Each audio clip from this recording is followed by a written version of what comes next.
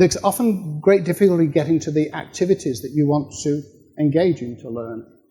And then a key thing is it's often very difficult to understand the processes you're using because that understanding is hidden behind technologies or equipment and you don't necessarily know what you're doing.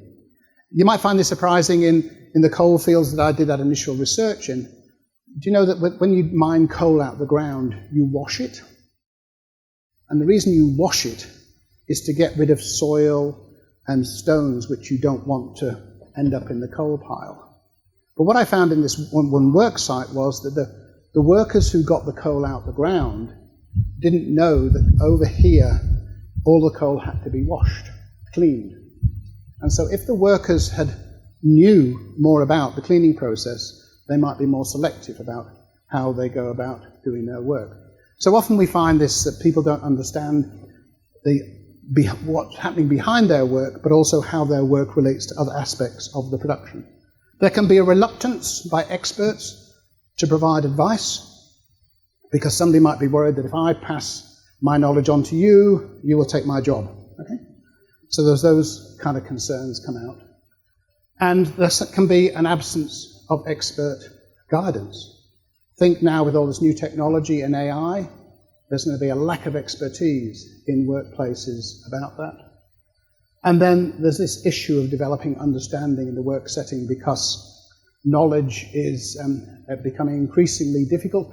Most of the technical knowledge that we need to actually understand these processes are based upon conceptual and symbolic knowledge, and often that's very different than the kind of haptic skills which most of us have used. So we've got to find ways of helping people engage and understand that knowledge. That's one reason, by the way, I said that there should be a special place in heaven for people who try and assist students learn that stuff. And there can be reluctance of workers to participate. Why should I learn this stuff?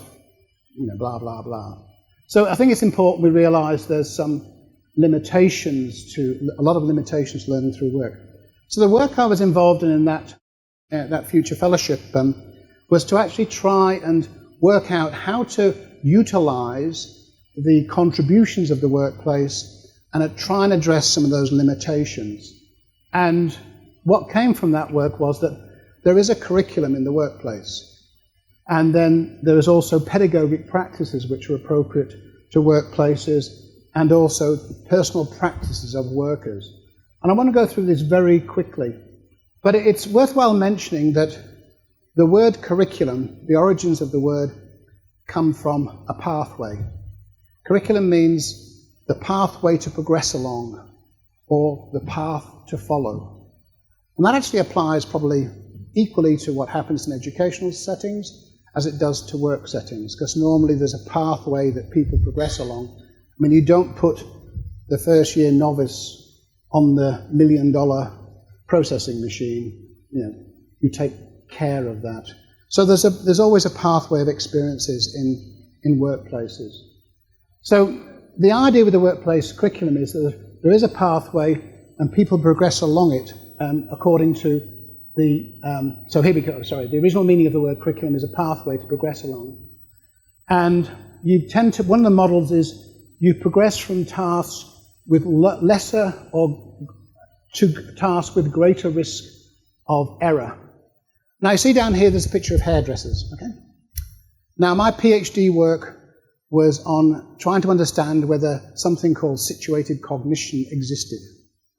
And I did empirical work in the hairdressing industry, in 4 different hairdressing salons. And so I spent a lot of time sitting in hairdressing salons doing ethnographic studies, and then I provided problem-solving tasks for the same problem-solving tasks in those hairdressing salons and asked the hairdressers to tell me how they would respond to the problems. And these problems were real problems that came from sitting in hairdressing salons. And I learned about the pathway that they progressed through and how that went. But one of the things that I learned was that in hairdressing, what happens is there's a curriculum, there's a pathway, and it starts off normally where the novice does what is called tea and tidy. And that is, they greet the customer and say, would you like tea or coffee.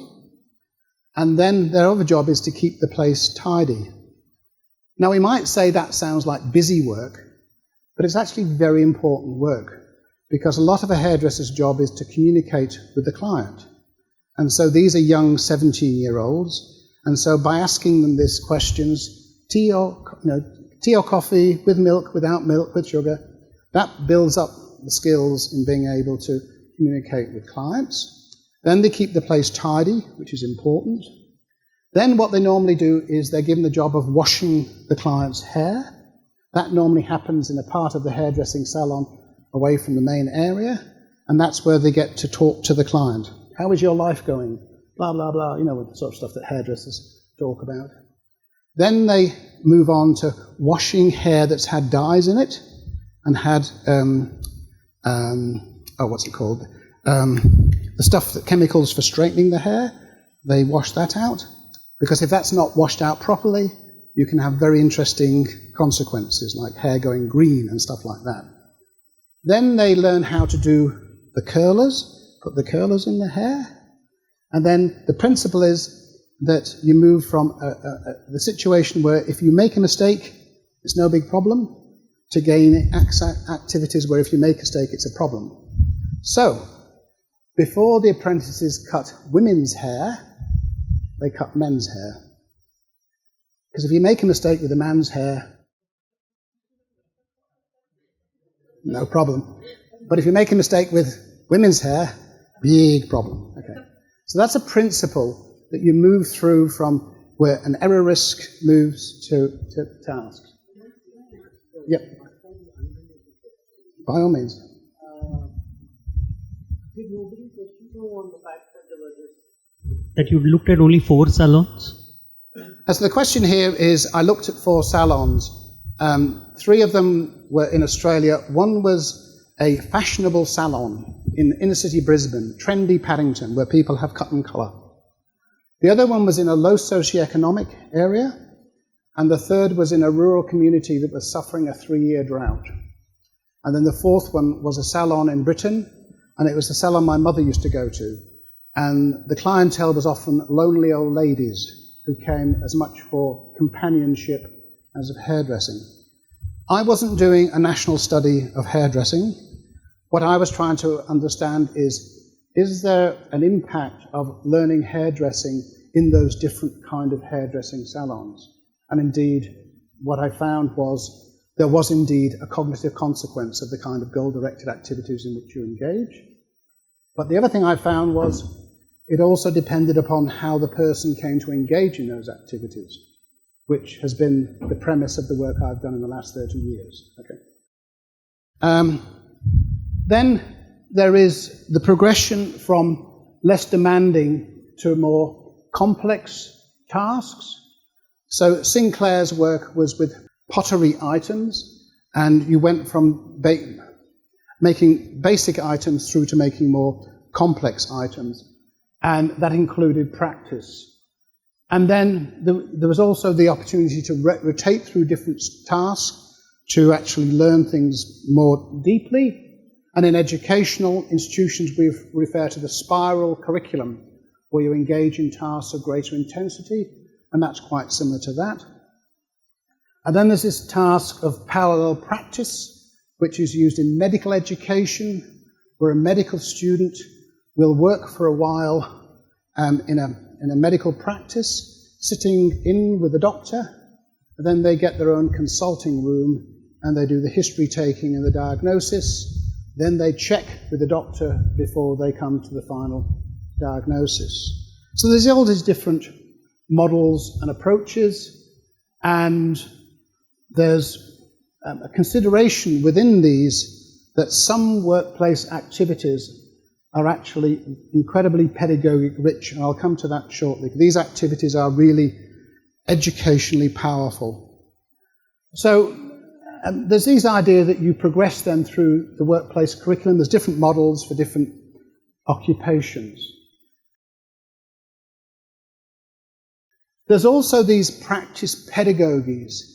These are pedagogies associated with what happens in practice. And please remember that people have been learning occupations through practice far, far longer than we've had educational institutions. Far, far longer. So across human history, it's only been a tiny fraction of people who had access to education, and the mass education movement has only occurred within the last couple of 100 years. And before that, the vast majority of learning occurred in and through work. And it's these kind of, and we find there's very few instances of actual direct teaching, which is not surprising, because nobody was used to the idea of teaching.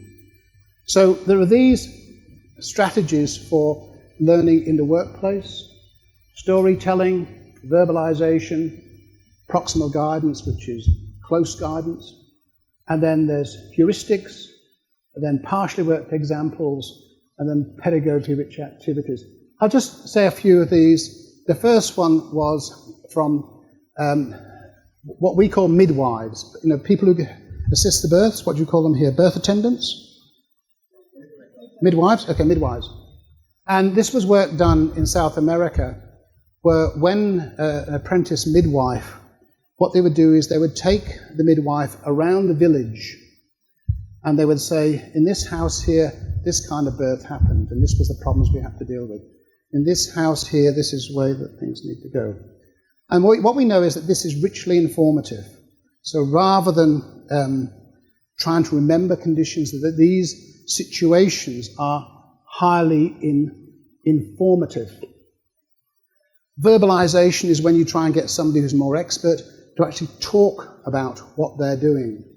And I don't know if you've seen those situations where people are learning surgery. When the surgeon is doing the activity, they try and get the surgeon to talk aloud about what they're doing, because it's very difficult to see it, because it's very intricate. And then there's these two concepts here called heuristics and mnemonics. Mnemonics are aids to memory that help us learn things. So when I was learning to spell, what is it? I before E, except after C, right? Things like that in schools. And mnemonics in the workplace. Rice, this would be interesting to you, because Rice was trying to help doctors diagnose heart conditions using the stethoscope. And in the movies, you see somebody put a stethoscope on a body, and you hear dunk, dunk, dunk, dunk. It's not like that at all. When you put a stethoscope on a person's body, it goes bloop, bloop, bloop. There's all sorts of things going on, like your lunch just being digested, etc. But what Rice did to help people, the medical students, understand the different conditions that they could hear, he used these series of terms that they would remember. So there's a sound that the heart makes when the valve doesn't quite close, and that's called New York, New York, New York. And so he said, you remember that by New York. They also use stories of patients. They say, if you're trying to remember the condition of pneumonia, don't try and remember it from the textbook, but try and remember it from the patient you first encountered pneumonia in. Because what we know is the cognitive processes will remember that. Remember Mr. Smith, that's your name, but remember Mr. Smith, and remember Mrs. Smith, this recalls. They also use the death of famous people, or conditions that famous people have had, to remember conditions.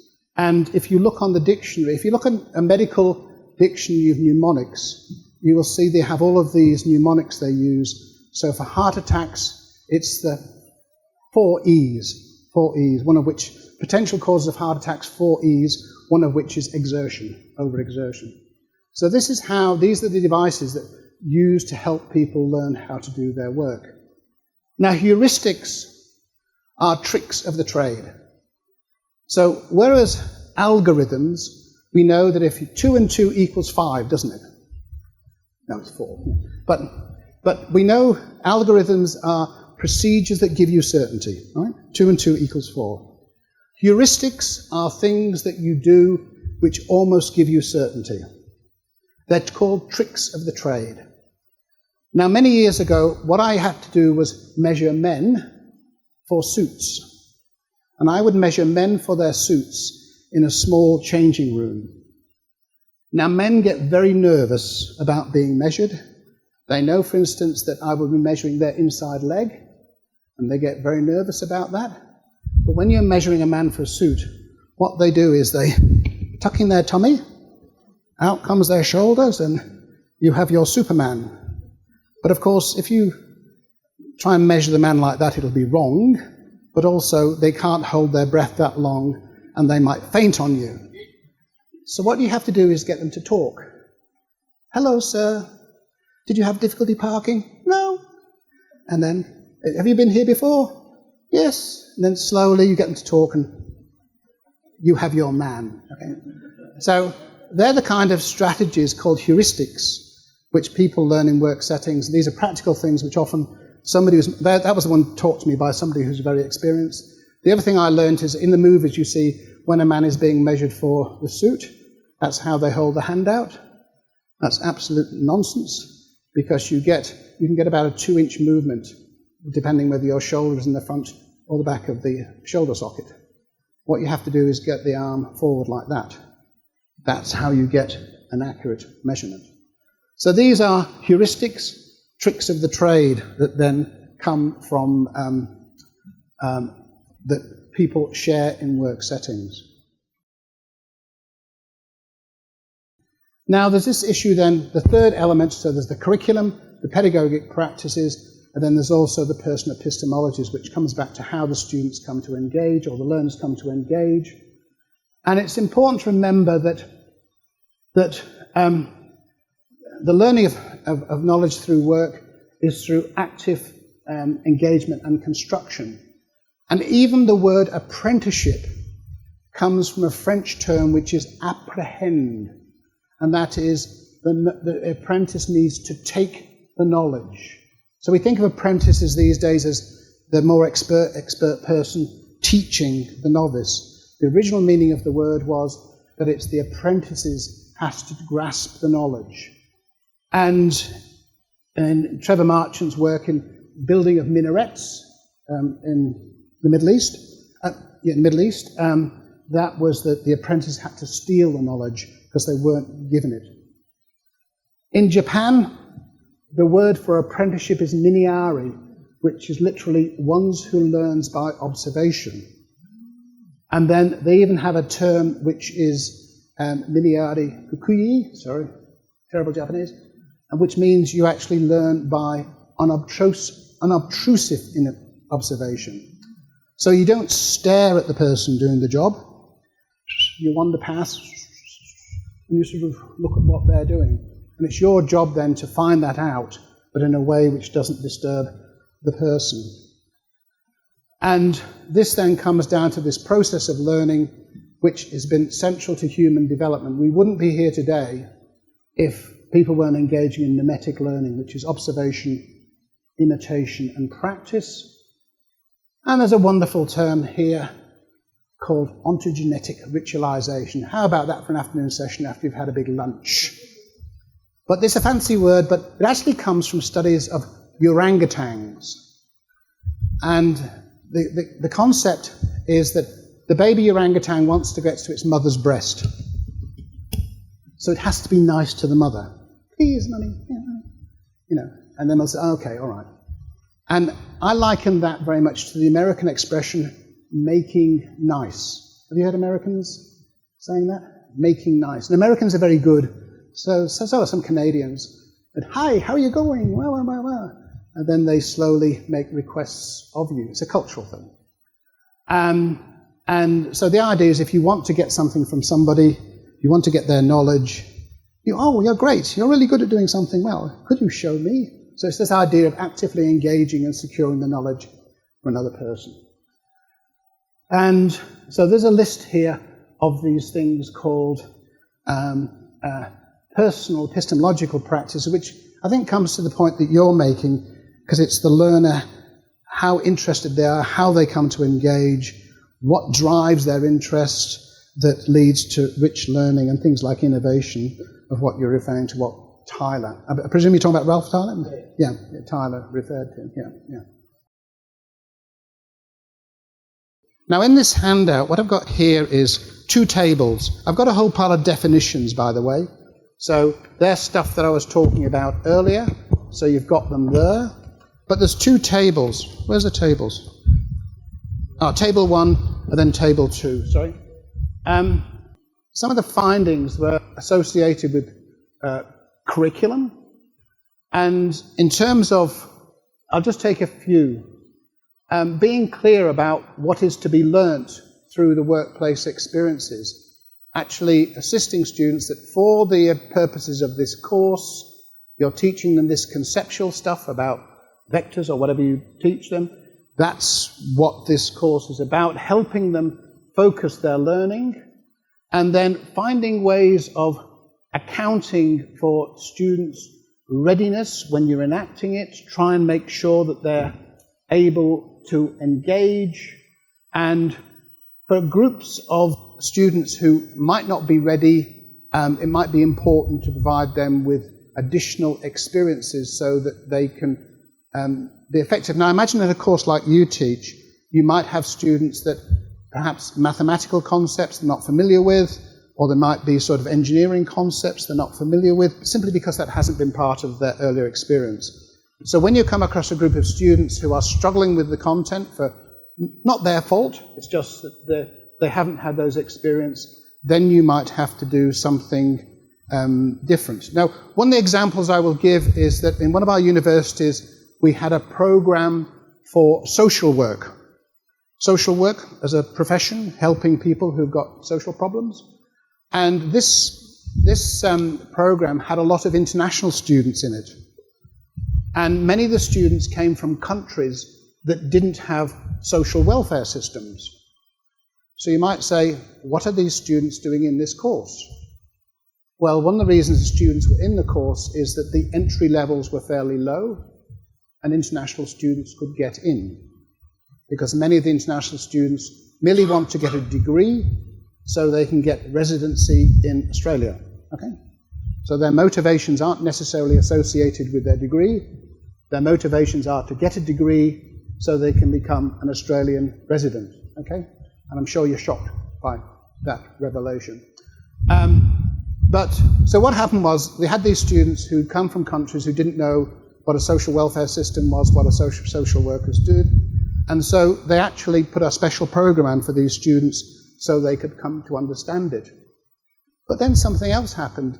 The teachers realized that many of the Australian students came from middle-class backgrounds, and they probably had never had any contact with a social welfare system because they came from stable family backgrounds, there wasn't poverty, all those sort of things. So they then extended that program on for the Australian students, because they assumed the Australian students would know that stuff, and that you couldn't rely upon that. So when you've got that, that's helping the students' readiness. In terms of the experience curriculum then, try and align the experience to students' understandings and try and reconcile it with their coursework so they can understand the relevance of what they are learning. And in terms of pedagogic practices, a very simple basis. Thank you. Question is related to the students' readiness as we deal with the working professionals who must have completed their eligibility degree some 10 years, 15 years back, and all of a sudden they would like to enhance their qualification and then they register. So theoretically they have fulfilled the criteria of eligibility to seek an admission to the program. But once we join after 15 years, some of the concepts may not be very clear in their mind because the work experience take away from the regular academic rigor. So we do have such a number of students who are not really prepared. I mean, I don't say that prepared, but might have lost touch in academics for the past maybe 10-15 years. So how do we address those set of students in terms of the readiness which you are talking about? And you have to treat them differently.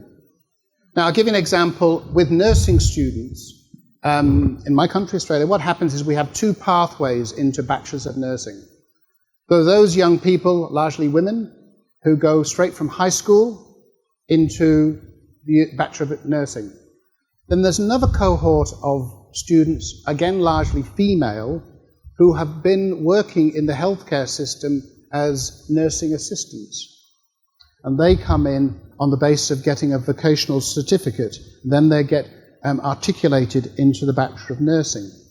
So what you have is two cohorts of nurses, nursing students. You have ones who've just come from high school who are good at writing assignments, pleasing the teacher, and you have the others who've got a lot of clinical experience, yet can't write assignments, or have had very little experience. And so it's important then to acknowledge that, and it's important then to provide different kind of experiences. So a lot of my work over a higher education career has been dealing with students of the latter kind. People have come unconventional pathways, they haven't come straight from school, and so you have to find ways of engaging them with support that respects their self-esteem as adults, treats them respectfully, but tries to provide assistance for them. So, for instance, we, dealing with adults who hadn't come through higher senior years of schooling, we used to do things where we would say, we'd engage them in literacy and numeracy, but the pretext was we would say to them, you will have to teach your students this. And so we would teach them about literacy and numeracy, but we didn't do it in a deficit way. We didn't say, oh, because you haven't got these skills, you need to do this stuff. We actually said, because you'll be teaching this, you'd have to know it. So we respected them as adults and realizing that their pathway had been different than the other students. We also did things like got librarians to work with them to help them do literature searches and stuff, because that hadn't been part of their preparation. But again, we would say to them, this is skills that you need. So I think it's a question of dealing with those people respectfully. What's interesting, of course, is that many of the nursing students that goes directly from schooling into nursing, there's a massive dropout rate, because their view of what nursing is very idealized. You know, I'm a nice person, I will look after this sick person, and they will think I'm a nice person, and so I'm a nice person. But what happens is you end up changing the diaper of an 80-year-old person who isn't particularly happy about this. So let's shift to quality practice. There's been a lot of work done in work integrated learning around quality practice. And when we talk about quality practice, we talk about the whole program here. It is a big subject. We talk about quality across everything. Now, the work integrated learning literature, I think not just the work integrated learning literature, any literature related to work integrated learning, that's always been about improving practice and about better understanding what we do. So when we look at the quality practice literature, we really should be looking at all of the literature at the same time. There's been a number of frameworks that have been developed. More often the frameworks will break down into before, during, and after, and I think that is quite helpful to look at it, to frame it that way. But there are also examples that look at the stakeholders instead. The student, the external stakeholder, or host or employer, that different terms used to describe them, and then the institution as well. So why does quality matter? Why should we concern ourselves with quality? Well, one of the main reasons is that we need to focus on qualities is that it's about evidencing the impact that we have. We often make claims that work placement programs are beneficial for students, but we've got to be able to prove that. Now, there's enough literature available in the wider literature that proves that, but we've got to be able to evidence that in our own programs as well, which means we need to measure it, we need to track it. It is about improving our practice, and that is something we always should be doing. It is about a focus on the student experience, and we must always remember that the student experience is particularly important. We need to be looking at the educator and external stakeholder experience as well. And again, this afternoon we'll have a project around external engagement and to avoiding that being a transactional relationship, and that is more of a relational relationship. It is about institutional accountabilities. We will be asked as an institution to evidence that we have safe practice and that we have good practice. And again, we need to be able to show that. It is about making sure that we have safe practice and that we're also legally compliant. And when it comes to legal compliance, you just have to do that. It's a legal requirement. So the next question is how you do that, not necessarily if you do that. And I need to mention here about the cooperative education program in the US. So Herman Snyder introduced co-op, if we call it for short. The government, the federal government, identified the benefits of that, and they made extra funding available for it. And it was funding on top of the degree, because they did cooperative education in addition to their degree rather than within their degree. So a lot of universities started introducing cooperative education programs in order to capture the funding. And it really was, for lack of better words, it was a bit of a money grab, because there was good money sitting in there. Now, some universities ran great programs, and they used that funding to build their programs up. But then there were other universities that ran very basic programs. And then they diverted that extra funding to go into other areas. And that had gone on for quite some time. And the federal government became increasingly concerned that the programs were not delivering quality, and they were not supporting student learning well enough. And that was certainly true. There were some not good practices that were happening. But that concern grew to such an extent, and these institutions were not able to prove that they were delivering quality programs, the federal government eventually withdrew the funding for those programs. And very quickly, these programs started to disappear. There was a lot of research that was happening in North America at the time. That disappeared as well. If there's no money, then the research falls away as well. And cooperative education in the US has not recovered since then. There are universities that have got a very strong co-op program, Cincinnati, Boston, Drexel, and they've branded themselves around that. But the lesson learned here, and there's a chapter in the International Handbook for Work Integrated Learning around this, the lesson learned here is that if we don't deliver quality, and we can't prove we deliver quality, then we will come under scrutiny, and potentially we could lose our funding source, which is what happened in the US. And I quite like this one. This is work I've been involved in that tries to capture what work integrated learning would look like in practice. And you'll see here as well, you've got the pre, during, and post coming through. And it's got embedded around assessment. And it's assessment of learning, assessment for learning, and assessment as learning. And they are three different things, and they will come up again this afternoon as well. And work integrated learning is well placed to be doing assessment as learning, because the tasks that the students are doing, the activities, is also the learning task as well.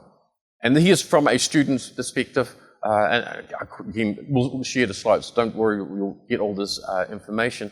And that breaks down the student's perspective of the learning with the pre, during, and afterwards. For example, preparation for learning, learning through doing, and eventually reflecting on learning in the different parts of that. I've got a structure here for a quality framework that we use for work integrated learning for WILNZ, Work Integrated Learning in New Zealand. It is a framework around considerations. Now, to create a framework of quality, we have to contextualize that to the program itself. And again, you have a unique program here. So the idea is that after morning tea, they will start mapping the activities to this particular framework. There is no framework or considerations when it comes to a program where students are primarily in the workplace, so we'll have to do a little bit of adjusting and modifying so that framework will work most of the time, maybe not all the time. So feel free to be flexible around that. But it's going to give us the activities that allow us a two-bit table, allow us to do some thinking in that particular space.